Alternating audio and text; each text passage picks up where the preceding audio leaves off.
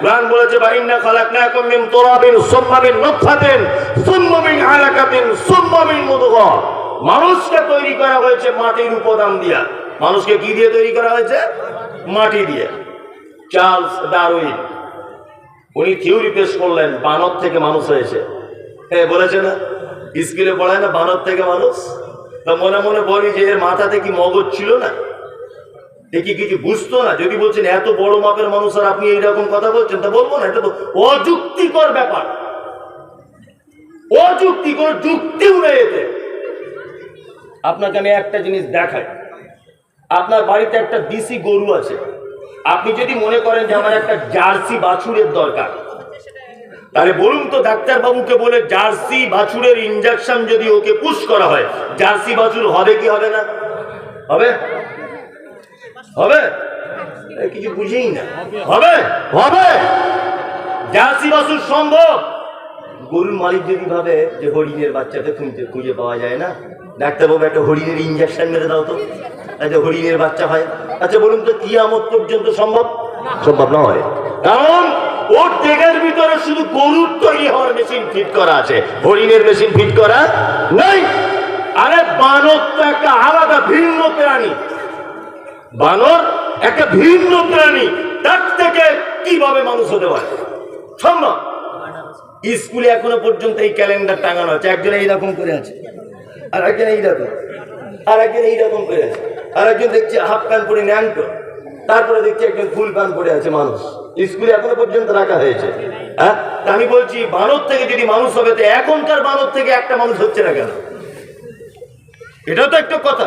হ্যাঁ, তার মানে বোঝা যাচ্ছে চার্লস ডারউইনের এই থিওরি কোরআনের সঙ্গে সংঘর্ষ। এটা মানতে আমরা বাধ্য নয়। যদি চার্লস ডারউইন এ কথা বলতেন যে মাটি থেকে মানুষকে সৃষ্টি করা হয়েছে, অবশ্যই বৈজ্ঞানিক তত্ত্ব আমরা মানতে বাধ্য ছিলাম। আলামিন আল্লাহ তাআলা বলছেন অসংখ্য জগতের মালিক আমি। 2 নম্বর আয়াত শুরু হচ্ছে আর রহমানির রহিম। 2 নম্বর আয়াত। এটা ভালো করে আর একটু বোঝার চেষ্টা করুন। এই লোকটা বছরে 10,000 টাকা দান করে মাদ্রাসায়। আমরা ওকে কি বলবো? দানি, তাই তো? আমি করি বছরে 30,000 বা আমি করি 50,000, আমাকে লোক কি বলবে? দাতা। ওই যে আমার পিছনে যে লোকটা বসে আছে ও করে 1 কোটি, ওকে কি বলবে? দানবীর। কি বলবে? দানবীর। হাজী মোহাম্মদ মহসিনকে কি বলা হয়? দানবীর। তার মানে দানবীর মানে যার দান বেসুমার, তাই না? সবাই কিন্তু আমরা দান করেছি। এ 10,000, এই 50,000, তো 1 কোটি, তাই না? এ হলো দানি, আমি হলাম দাতা, ও হলো দানবীর। রহমান মানেও দয়া, রহিম মানেও দয়া, দুটোই দয়া, তাই না? তবে রহমান যে দয়াটা, এটা হচ্ছে বেসুমার দয়া, যার দয়ার কোনো শেষ নেই, কুল কিনারা নেই, ইনি হচ্ছেন রহমান। আর রহিম সীমাবদ্ধ কিছু নির্দিষ্ট মানুষের প্রতি যিনি দয়া করেন, তিনি হচ্ছেন রহিম। আর রহিম ইয়াউমুল কিয়ামত খাসসাতান, কিয়ামতের দিনে খাস বিশেষ ব্যক্তিদের উপরে তিনি দয়া করবেন। আর রহিম রহমান আম্মাতান ফিদ দুনিয়া, একেবারে আম ভাবে দয়া করেন। কে? আল্লাহ, তার নাম রহমান। সারা পৃথিবীতে যত মানুষকে সহযোগিতা করে, প্রত্যেক সহযোগিতার পিছনে স্বার্থ লুকিয়ে থাকে, তাই না? আপনাদের এলাকাতে কোন রাজনীতির দল চলে এটা আমি জানি না, আল্লাহর কসম আমি রাজনীতি করি না, বোঝানোর জন্য বলছি। আমি কংগ্রেসের এলাকার প্রধান। এখন ধরে নেন 10টা ঘর এসেছে। আচ্ছা বলুন তো, আমি সিপিএম এর লোককে দেবো, তৃণমূলের লোককে দেবো, না আমার দলের লোককে দিব? আমার দলের লোককেই দিব। কারণ আমি জানি আমার দলের লোককে দিলে ও ভোটটা তো আমায় দেবে, আরো 5 জনকে আনবে, তাই না? তার মানে আমি আমার দলের লোককেই দেব, তাই না? এবার আপনাকে একটা কথা জিজ্ঞেস করছি, আপনারা দেখেছেন সোশ্যাল মিডিয়ার মাধ্যমে কি দেখতে পাচ্ছেন? যে ফিলিস্তিনের মাটিতে, ওই আপনার এতে ফিলিস্তিনের মাটিতে ওই যে মসজিদে আকসাকে ধ্বংস করা হচ্ছে, করছে কারা? ইসরায়েলের ইহুদিরা, তাই না? মসজিদে আকসার উপরে বোমা হামলা চালাচ্ছে, মসজিদে আকসা দখল করার চক্রান্ত চালাচ্ছে, কত নিরীহ মা বোন বাপ ভাইকে অকাতরে হত্যা করে যাচ্ছে। সারা পৃথিবীর এত মুসলিম দেশ থাকার পরেও একটা দেশের মানুষ তাদের কান্না কেউ শুনতে পাচ্ছে না, কেউ শুনছে না তাদের আর্তনাদ। বলুন তো দেখি, অক্সিজেন দেয় কে? আল্লাহ।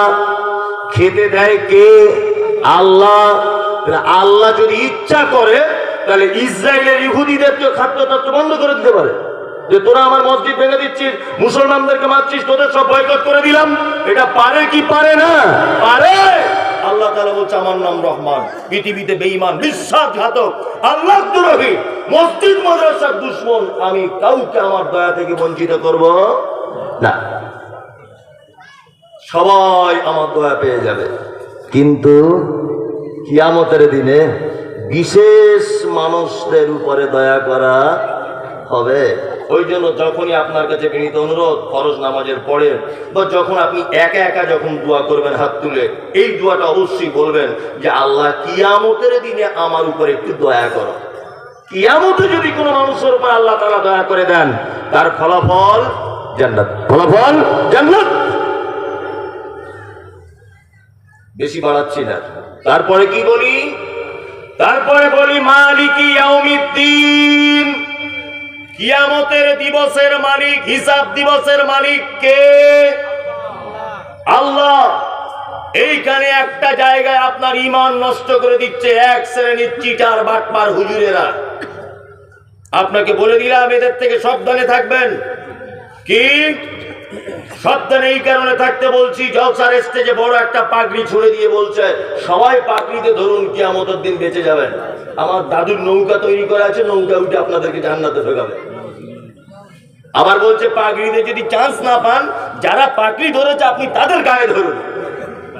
কি বললাম বুঝলেন না? কারেন্টের শর্টের মতো সবাই ধরুন।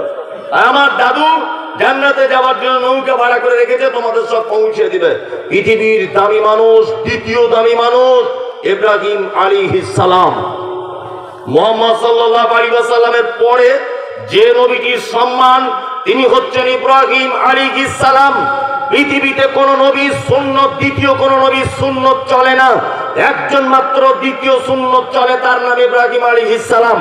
শুধু এই নয়, প্রত্যেক নামাজের ভিতরে আরেকজন নবীর জন্য দোয়া করা লাগে, তিনি হচ্ছেন ইব্রাহিম আলাইহিস সালাম।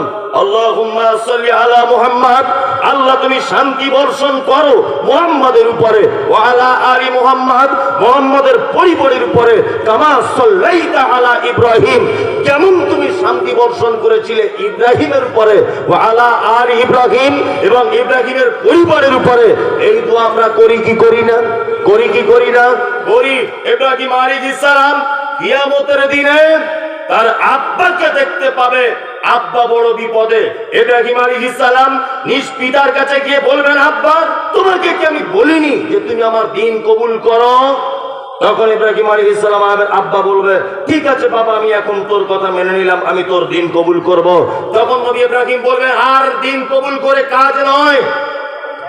ইব্রাহিম আলাইহিস সালাম আল্লাহকে ডেকে বলবেন, আল্লাহ তুমি তো আমাকে বলেছো কিয়ামতের মাঠে অপমান করবে না, জীবনে কখনো অপমান করবে না।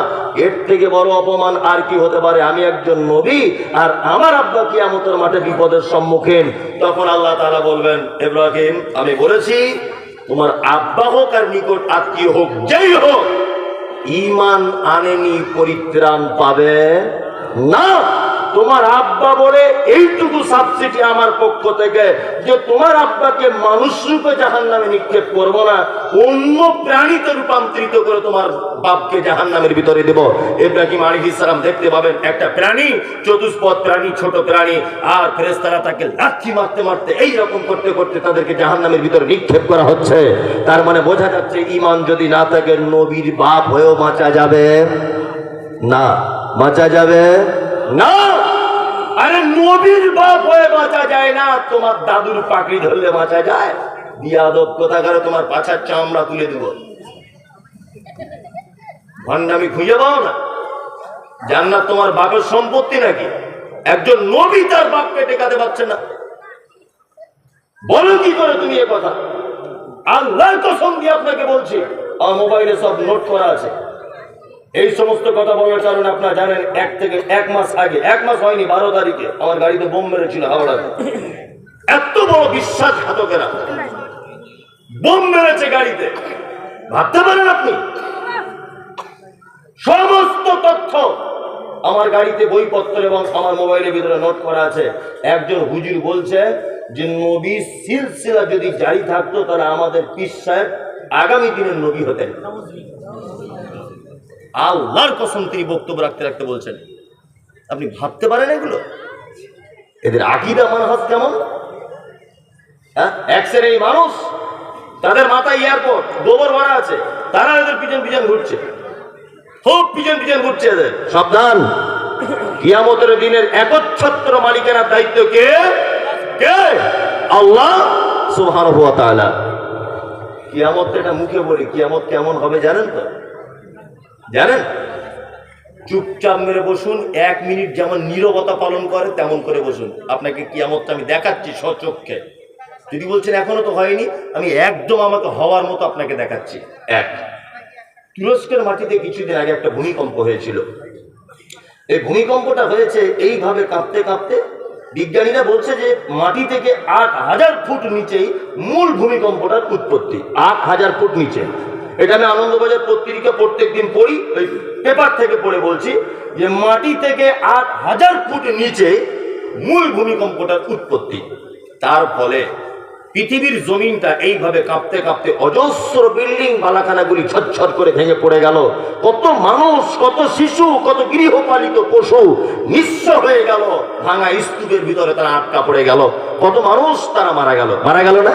মারা গেল। আল্লাহু আকবার।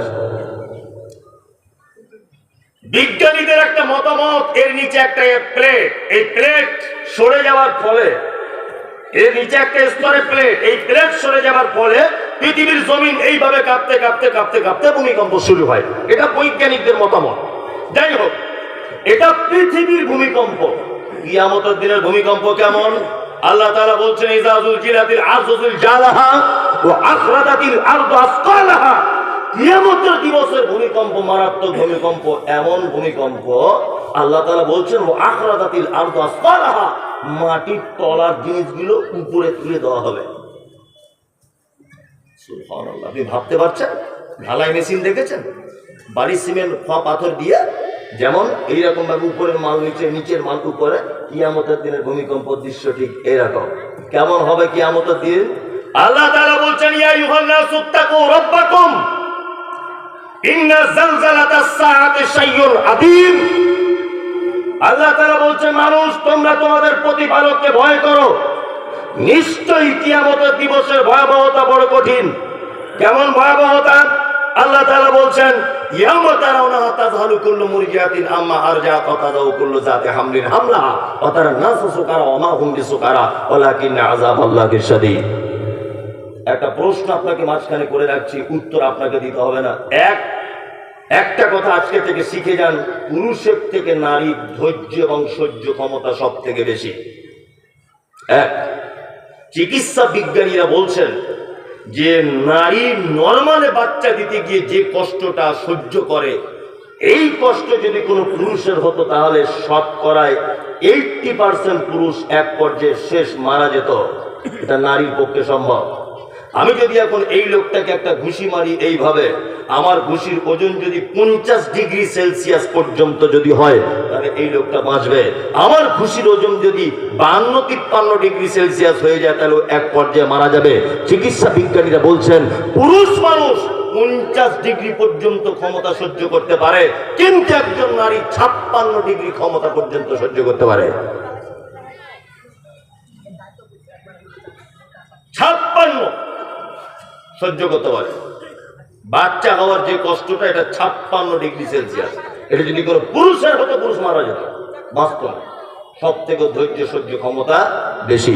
আল্লাহ তাআলা বলছেন, কিয়ামতের দিনে ইয়াওমা তারাউনাহা তাযহালু কুল্লু মুরজিআতিন আম্মা আরজাআত ওয়া তাযাউ কুল্লু যাতি হামলিন হামলাহা। একটা বাচ্চা মায়ের লজ্জাস্থান দিয়ে পড়ে যাবে নিচেতে, মা বুঝতে পারবে না যে বাচ্চাটা কিভাবে বার হলো। সুবহানাল্লাহ, এর নাম কিয়ামতের মাঠ। দুই, দুগ্ধ দানকারিনী মাকে দেখতে পাওয়া যাবে, তার বাচ্চাকে সেদিন মা দুধ পান করাতে ভুলে যাবে। তিন, মানুষগুলিকে দেখতে পাওয়া যাবে সব মদ পান করেছে, মাতালের মতো করে ঘুরছে। আল্লাহ বলছেন ওমা হুম বিসুকারা, একজনও তারা মদ পান করেনি, ওয়ালাকিন্না আযাবাল্লাহি শাদীদ, শুধু আমার কঠিন আযাবের ভয়ে তারা থর করে কাঁপছে কিয়ামতের মাঠে। এর নাম কিয়ামতের মাঠ। আল্লাহ তাআলা বলছেন মালিক ইয়াউমিদ্দিন, এই দিনের মালিক হচ্ছে কে? কে? আল্লাহ। তারপরে বলছেন ইয়াকা না'বুদু, আল্লাহ বলছেন আমরা তারপরে বলি ইয়াকা না'বুদু, তোমারই ইবাদত করি, ওয়া ইয়াকা নাস্তাঈন, তোমারই কাছে সাহায্য চাই। ইবাদত কার জন্য? আল্লাহ। সাহায্য আল্লাহর কাছে চাইতে হবে, আল্লাহ ছাড়া কারো কাছে সাহায্য চাওয়া যাবে না। আমি শিক্ষা দেওয়ার জন্য অনেক কথা বলি যাতে মানুষ বুঝতে পারে। এক, মুম্বাই হাজি আলিতে যারা গেছেন তারা খুব ভালো জানেন, গেছেন কেউ? অনেক জনাই গেছেন। মুম্বাই হাজি আলিতে ঢুকলেই আল্লাহর কসম আমি নিজে দেখে এসেছি 3-4 বার, এখনো ভিডিও করা আছে আমার, দেখতে পারেন সোশ্যাল মিডিয়াতে ঘেটে। মুম্বাই হাজি আলি মাজারে ঢুকলেই সেজদা দেওয়ার পরে সেজদা থেকে উঠে একজনে দেখছি বড় ঝাঁটা নিয়ে মাথাতে এরকম করে দিচ্ছে। এই কেউ দেখেছেন এটা? সত্যি বলছি তো না মিথ্যা? সত্যি তো? সত্যি। বড় এরকম ঝাঁটা নিয়ে একটা লোকের মাথাতে যে সেজদা দিচ্ছে তার মাথা এরকম করে মারছে। বলছি আপনাকে হাজি আলিতে ঢুকছি, আমি তো এমনি যাইনি, আমি গেছি ওখান থেকে বক্তব্য রেডি করতে যে জাতিকে কি বার্তা দেওয়া যায়, আর গোপনে গোপনে ক্যামেরা করছি সব। আর আমি যাচ্ছি আর কিছু বাঙালি বলছে এই তো সেই মাল, বলছে ঠিক এইভাবে এই তো সেই মাল আমাদের হুজুরদের ব্যাপারে বলে। আমি কি করছি, বুঝকে ঝামেলা করতে পারে। আমি আমার মতো করে সেফটি নিয়ে নিজে নিজে ঢুকেছি, ঢুকে সব দৃশ্য আমার রেকর্ডিং করে নিয়ে চলে এসেছি। দেখছি যাওয়ার সময় মোটামুটি 200-250 ফকির হবে রাস্তাতে থালা নিয়ে বসে আছে। লা ইলাহা ইল্লাল্লাহ, मुझे कुछ दीजिए बाबू, बाबू हालात बहुत खराब है बाबू, कुछ मेहरबानी करिए बाबू, दीजिए। ভিক চাইছে। আমিও 2-5 জনকে দিলাম 2-5 টাকা, যাই হোক। তা আমি লক্ষ্য করছি এখানে হয় কি, একটা লোক দেখলাম 4 চাকা গাড়ি নিয়ে চাপলো, এলো, হাতে সোনার ব্রেসলেট, আর খুব ধনী লোক দেখে মনে হচ্ছে। ওর পিছন পিছন ধরলাম যে এ কি করে দেখি, দামি গাড়িতে এসেছে। ও গিয়ে দেখছি প্রথমেই চাদরটা চড়িয়ে দিল, তারপরে দেখলাম ঠাকা ঠাক সেজদা মেরে দিল। সেজদা মেরে দেওয়ার পরে খুব কাঁদছে লোকটা, বলছে চোখ দিয়ে পানি পড়ছে, বলছে বাবা ব্যবসাতে 20 কোটি টাকা লস, কিছু একটা ব্যবস্থা করে দাও বাবা, আর কোনো উপায় নাই। আমি তখন মনে মনে শিক্ষা পেয়ে গেলাম, ওরে গাধার বেটা গাধা, ভিখারি বুঝতে পেরেছে যে মরা মানুষের কাছে পয়সা পাওয়া যায় না, জ্যান্ত মানুষের কাছে থালা নিয়ে বসে আছে। আর তুই এত বড় গাধার বেটা, তুই মরা মানুষের কাছে টাকা চাইতে যাচ্ছিস? তোর মাথা দেখি গোবর ভরা আছে? এই এরকম ঘটনা আছে না? নেই? আছে। আপনাদের মুর্শিদাবাদে তো পীরের ঠেলাতে ঘুম হয় না। ওই আপনি যান একটা হাজারদুয়ারি ওই এলাকাতে, শুধু ঘরে ঘরে পীর আছে না, অ্যাভেলেবল সেজদা দিচ্ছে মানুষ। আস্তাগফিরুল্লাহ। আল্লাহ ছাড়া কারো কাছে চাওয়া যাবে না, এর স্বীকৃত আপনি নিজে দিয়েছেন। ইয়াকা না'বুদু ওয়া ইয়াকা নাস্তাঈন, ইবাদত শুধু তোমার জন্য করি আর সাহায্য শুধু তোমার কাছেই চাই। 13 বছর বিয়ে হয়েছে আপনার, 13 বছর এখন আব্বা হতে পারেননি। গভীর রাত্রে উঠুন, উঠে 2 রাকাত সালাত আদায় করে আল্লাহকে ডেকে বলুন রব্বি হাবলি মিনাস সালিহিন, আল্লাহ তুমি আমাকে একটা নেক সন্তান দান করো। তুমি নবী ইব্রাহিমকে বুড়ো বয়সে ইসমাইলকে দিতে পেরেছো, তুমি আল্লাহ আমি একজন 35 বছরের যুবক, আমার স্ত্রীকে একটু মা হবার ক্ষমতা দাও আল্লাহ, তুমিই পারো। এ দিতে পারে কে? আল্লাহ। রুজির অভাব, রাতে সবাই যখন ঘুমিয়ে পড়ে 2 রাকাত নামাজ পড়ে বলুন আল্লাহ ঋণগ্রস্ত বেটির বিয়েতে বিপদে পড়ে গেছি, তুমি ব্যবস্থা করে দাও। দিতে পারে কে? মুহাম্মদ সাল্লাল্লাহু আলাইহি ওয়াসাল্লাম বলেছেন মুমিন তোমার পায়ের জুতোর ফিতেটা যদি ছিঁড়ে যায় তুমি আল্লাহর কাছে চাইবে, আল্লাহ দিতে সক্ষম। আল্লাহ দিতে সক্ষম। কোনো মানুষের দ্বারস্থ হওয়া যাবে না। কোনো বাবা, কোনো ফকির, কোনো উকিল, কেউ কোনো জায়গায় গিয়ে চাওয়া শিরক, হারাম। যারা এগুলো করছে এদের থাকার জায়গা জাহান্নাম। কি বললেন? একটা ভয়ঙ্কর কথা আপনাকে বলে রাখছি, শুনে রেখে দেন। ভয়ঙ্কর। কিয়ামতের দিনে জাহান্নাম থেকে কিছু মানুষকে কোন একদিনের জন্য মুক্তি দিয়ে জান্নাত দেওয়া হবে। এই ঘটনা শোনা আছে না নেই? আচ্ছা বলুন তো, কাদের জাহান্নাম থেকে মুক্তি দেওয়া হবে এটা জানা আছে? না। যারা কাবিরা গুনায় লিপ্ত ছিল কিন্তু তাদের ঈমান ছিল, ঈমান ছিল, কাবিরা গুনাতে লিপ্ত ছিল, তারা জাহান্নাম থাকবে। ঈমান থাকার কারণে তাদেরকে আবার জান্নাতে কোনো না কোনো একদিন দেওয়া হবে। কিন্তু যারা শিরিক করা অবস্থায় মারা গেছে, পশ্চিম কালেও এদেরকে জাহান্নাম থেকে পরিত্রাণ দেওয়া হবে না। দুটি পাপ পৃথিবীতে সব থেকে বড় পাপ। এই পাপ দুটো বলতে গেলে অনেক টাইম লাগবে, বলছি না, শুধু বলে দিচ্ছি কত ভয়ঙ্কর। একটা লোক শিরক যদি করে পশ্চিম কালেও জাহান্নাম থেকে পরিত্রাণ পাবে না। দ্বিতীয় পাপের নাম বেদাত। এক মারাত্মক পাপ, মারাত্মক পাপ। বেদাত ভয়ঙ্কর পাপ, এর পরিণতি জাহান্নাম। দ্বিতীয় নম্বরের সমস্যা হচ্ছে কিয়ামতের মাঠে কাউসারের পানি পর্যন্ত বেদাতকারী পান করতে পাবে না। এই মমতাজুল ইসলাম আপনাকে বলছি, মাইক নিয়ে যে সমস্ত মাদ্রাসা থেকে চাঁদা তুলতে আসে অনেক সময় দেখতে পাওয়া যায়। যদি আপনি বুঝতে পারেন যে এই মাদ্রাসা থেকে এই শিক্ষা দেওয়া হয়, ইয়া নবী সালামু আলাইকা, 1 টাকাও দিবেন না চাঁদা, 1 টাকাও। কারণ বেদাতিকে সাহায্য করা হাদিসে মানা আছে, চরম ভাবে মানা আছে।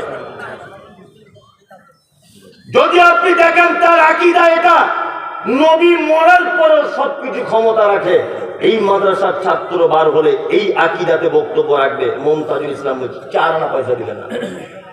বেদাতি প্রতিষ্ঠানে সহযোগিতা করা হারাম।